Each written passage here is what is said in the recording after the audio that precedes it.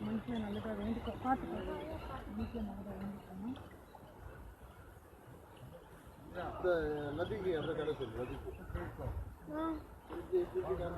அக்கா பண்ணிக்கலாம்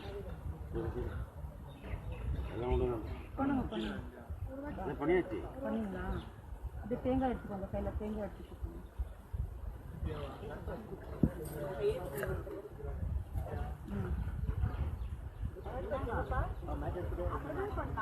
உங்க அப்பா கை கொடு